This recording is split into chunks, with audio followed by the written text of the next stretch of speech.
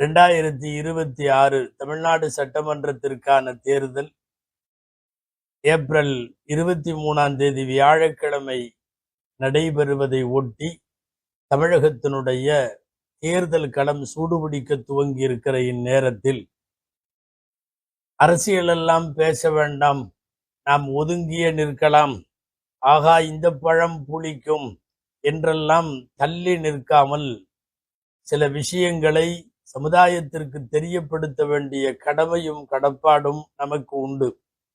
அந்த அடிப்படையில் ஷரியத்தின் பார்வையில் தேர்தல், வாக்களித்தல் என்பது என்ன மாதிரியானது, வாக்களிக்காமல் இருப்பதனுடைய குற்ற பின்னணி என்ன, ஓட்டுக்காக வேண்டி பணம் வாங்கி வாக்களித்தல் இது எந்த ரகம், யாருக்கு வாக்களிக்க கூடாது, யாருக்கு வாக்களிக்க வேண்டும், ஏன் வாக்களிக்க வேண்டும், வாக்குகள் சிதறாமல் இருப்பதற்கான வழிமுறைகள், இவைகள் எல்லாவற்றையும் ஒரு விழிப்புணர்வு அடிப்படையில் இந்த ஜும்மா சிந்தனைகளில் பதிவு செய்ய வேண்டியது கடமை என்ற அடிப்படையில் ஒரு சில விஷயங்களை உங்களுக்கு முன்வைக்க நான் ஆசைப்படுகிறேன்.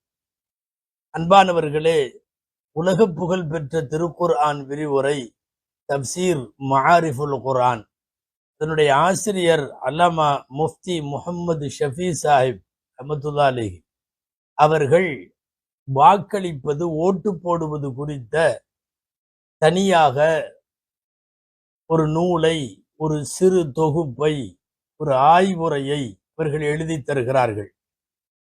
மஆரிஃபுல் குர்ஆன் என்கிற விரிவுரையில் உள்ள செய்தியின் சுருக்கத்தை உங்களுக்கு சொல்ல வேண்டும். முதலில் வாக்களித்தல் என்பது சாட்சி சொல்லுவதற்கு சமமானது. சாட்சி சொல்வது என்பது ரொம்ப முக்கியமானது.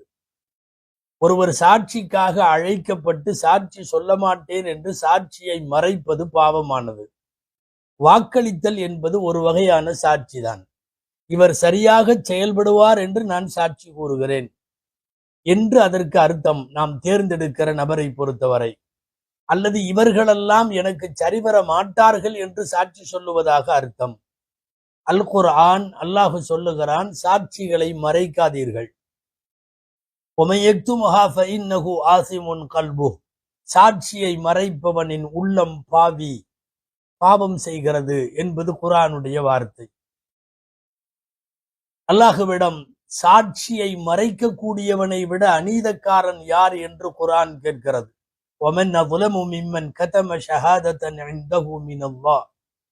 என்று குர்ஆன் கேட்கிறது.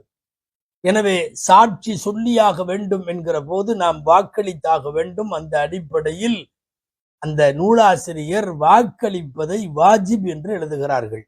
இது உங்கள் கவனத்திற்கு தர வேண்டிய முதல் செய்தி. வாக்களித்தல் என்பது ஷஃபாஅத் என்கிற சிபாரிசு செய்தல், ரெக்கமெண்ட் என்று அதற்கு அர்த்தம். யாராக இருந்தாலும் இந்த உலகத்தில் ஒரு நல்ல காரியத்திற்கோ நல்ல நபருக்கோ சிபாரிசு செய்தால் அதன் நன்மைகள் அவருக்கு உண்டு. கெட்ட காரியத்திற்கோ கெட்ட நபருக்கோ சிபாரிசு செய்தால் அதன் தண்டனையும் உண்டு என்பது அல் குர்ஆனில் சூரா அன்-நிசா அத்தியாயத்தில் அல்லாஹ் பேசுகிறான். மையஷ்ஃபா ஷஃபாஅத்தன் ஹஸனத்தன் யகுல் லஹு நஸீபும் மின்ஹா, ஒரு நல்ல சிபாரிசு செய்பவர்களுக்கு அவற்றிலே அதன் நன்மையில் பங்குண்டு. ஒமை யஷ்ஃபா ஷஃபாஅத்தன் ஸய்யிஅத்தன் யகுல் லஹு கிஃப்லும் மின்ஹா, யாராவது ஒரு கெட்ட சிபாரிசு ஒன்றை செய்துவிட்டால் அதனுடைய தீமையிலேயும் அவருக்கு பங்குண்டு என்ற குர்ஆனின் வாசகம் வாக்களிக்க போகும் இந்த நேரத்தில் கவனிக்கத்தக்கது.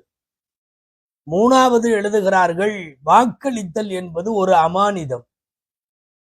யார் நாட்டுக்கு நன்மை செய்வார், மக்களுக்கு சேவை செய்வார் என்று உங்களிடத்தில் கேட்கிற போது அந்த அமானிதமான பொறுப்பை சரியாக நிறைவேற்ற வேண்டும். அல்லாஹ் குர்ஆனின் படிநெடுகிலும் சொல்லி இருக்கிறான். எனினும் முக்கியமாக ஒரு வசனம், இன்னல்லாஹ யஅமுருக்கும் அன் துஅத்துல் அமானாத்தி இலா அஹ்லிஹா, நீங்கள் அமானிதங்களை அதற்கு உரியவர்களிடம் ஒப்படைக்க வேண்டும் என்கிறது திருக்குர்ஆன். தகுதி இல்லாதவர்களிடம் நீங்கள் பொறுப்புகளை ஒப்படைத்தால் கியாமத்தை எதிர்பாருங்கள் என்பது நபிமொழி. இதா உஸ்ஸிதல் அம்ரு இலா கைரி அஹ்லிஹி ஃபன்தத்ரி ஸாஅ, இது நபி ஸல்லல்லாஹு அலைஹி வஸல்லம் சொன்னது. இதுவெல்லாம் வாக்களிப்பது குறித்த ஷரியத்தின் பார்வை. அன்பானவர்களே, வாருங்கள் அடுத்த செய்தி. தீமையானவர்களெல்லாம் களத்தில் நிற்கிற போது அடையாளப்படுத்தி அப்புறப்படுத்த வேண்டிய பொறுப்பு நம்மிடத்தில் இருக்கிற நேரத்தில் மௌனிகளாய், கண்டுகொள்ளாமல், அசட்டையாய், புறக்கணிப்பாய் இருந்துவிட்டால் அதன் குற்றம் நம்மையும் சாரும். நபிகள் நாயகம் ஸல்லல்லாஹு அலைஹி வஸல்லமுடைய நபிமொழி, இன்னன்னாஸ இதா ரஅவு ظالم على يديه, யாராவது ஒரு அநியாயக்காரன் ஒருவனை அவர்கள் தங்களுக்கு முன்னாலே கண்டதற்கு பிறகும் அவர்கள் சரியாக பிடிக்கவில்லை அல்லது அப்புறப்படுத்தலுக்கு தேவையான காரியத்தை மேற்கொள்ளவில்லை என்றால் அல்லாஹ் தண்டனையை எல்லோருக்கும் தந்து விடுவான் என்று எச்சரிக்கிறார்கள் நபி ஸல்லல்லாஹு அலைஹி வஸல்லம். வேறு வார்த்தை சொன்னால் தகும், ஹதீஸில் இருப்பதாகவும் இருக்கிறது. மார்க்கம் அறிந்த பெரியவர்களெல்லாம் சொல்லுகிறார்கள், அஸ்ஸாகிது அனில் ஹக்கி ஷைத்தானுன் அஹ்ரஸ், ஒரு உண்மையை பேசாமல் மௌனம் காத்தவன் ஊமை ஷைத்தான் என்று வருகிறது. அந்த அடிப்படையில் தீயவர்கள் களத்திற்கு வருகிற போது தீயவர்கள் என்று அவர்களை அடையாளம் காட்ட வேண்டிய பொறுப்பு முக்கியமானது. எதைவிட முக்கியமானது தெரியுமா?